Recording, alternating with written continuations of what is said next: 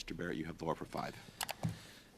So, Mr. Moore, it's going to be incredible, if not impossible, for Canadians to believe that CBSA has no idea who authorized GC Strategies to ink the requirements for a $25 million contract and then get awarded that same contract, and nobody knows. Nobody knows, and you offered some names. Then, when pressed by Mr. Brock on if those names were those responsible, you said, "Well, no, that's not what I'm saying." But you're not able or willing to tell us who. And then Mr. Hayes tells you that one of those individuals wasn't even there. So it's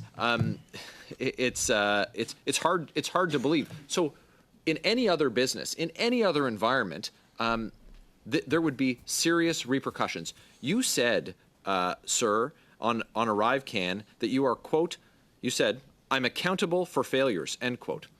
These are massive failures, the likes of which have not been seen in decades in this country.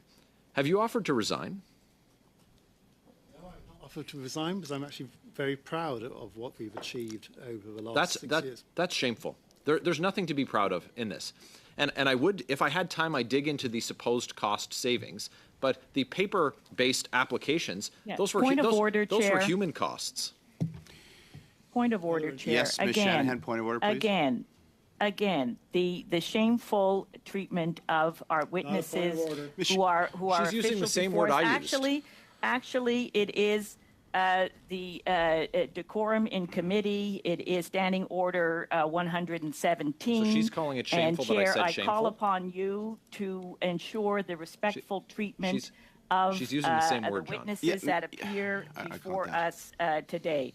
And so, Ms. Shanahan, your point of order is that you're entitled to call a member shameful actions, but the member cannot refer to the statements from a witness as shameful? I am saying that the words that the member You used the same word, Brenda. With the witness, it's in questioning a witness. Only a Liberal would do this to themselves, man. It is inappropriate to this committee. Your cover-up is inappropriate. Ms. Shanahan. A civil servant to call upon a civil servant to resign and then to say that is shameful. That is not worthy of this committee.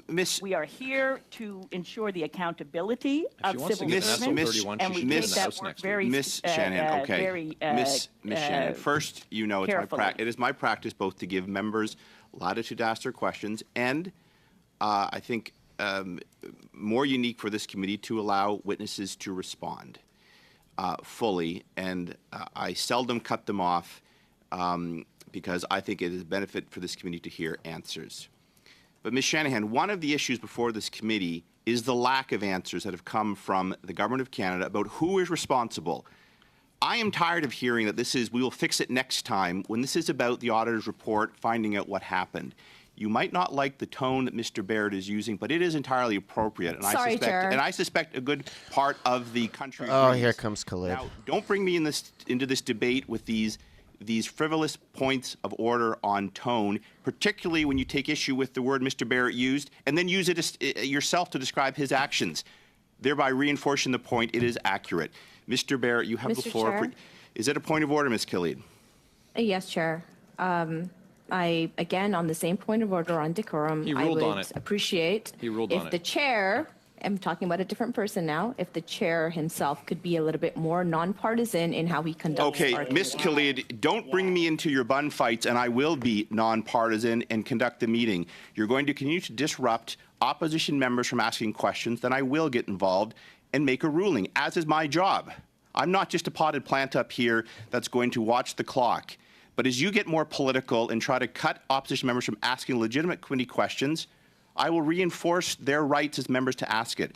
Mr. Barrett, you have the floor for 3 minutes, 40 seconds, please. Thank you.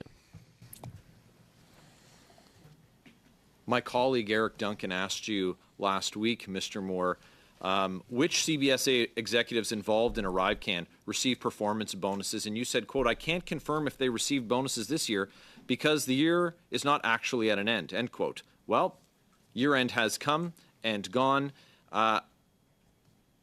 Which executives and how much?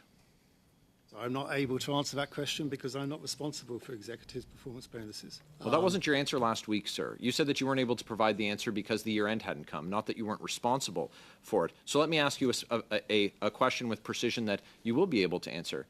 Did you, sir, receive bonuses for your work? I think, as I said last week, I did receive some performance pay during the periods when while I've been the CFO. But also, I want to come back to your previous question, actually, with respect. So $60 million $60 million in waste, along with allegations of fraud, forgery, and corruption. And this ArriveCAM sees executives like yourself taking bonuses. You said, and I quote, "I'm accountable for failures," end quote. You said that today. Where is the accountability?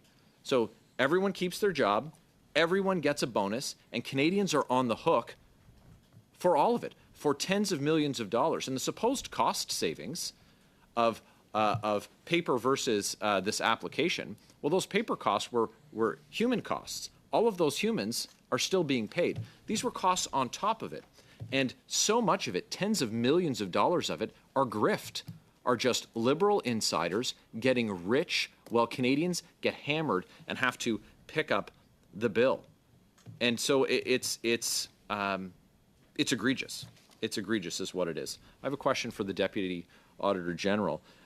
In your report on page 5, there's a table. It's Exhibit 1.1, estimated costs of the main contractors on the ArriveCAN application at 31 March 2023. Of course, this details the $19.1 million that GC Strategies received that, of course, they deny getting paid. And of course, CBSA has no concept on how any of the contracts awarded to these two grifters were awarded. But at the bottom of that table, there's a line, other, and it's $6.1 million. Obviously, the big numbers draw a lot of attention, that $19 million. But this $6.1 million. So Canadians are now wondering how much of this corruption exists in the system and what makes up these companies. Are there numbered companies involved? Because we need to understand who it is that's getting rich off of this project that, of course, Border Service officers said was absolutely ineffective and prevented them from fulfilling their responsibilities, and we've heard that from their union representatives and directly from BSOs themselves. So that's $6.1 million. Who makes up that list? So we didn't include the details in our report. All of those companies, contractors, received less than $1 million. That was the cutoff that we used for the table. As we said in the footnotes to the table, there were 21 contractors. We haven't notified those contractors of the fact that we would name them in the report. We didn't name them, but there were 21. So we're talking from the low dollar values up to at the high end, possibly $1 million. Are you able to furnish the committee with a list of those contractors? We do have a list of those names, and we can provide it to the committee. Thank you very much. I appreciate the work of the Auditor General's office. Thank you, Mr. Barrett. That is your time.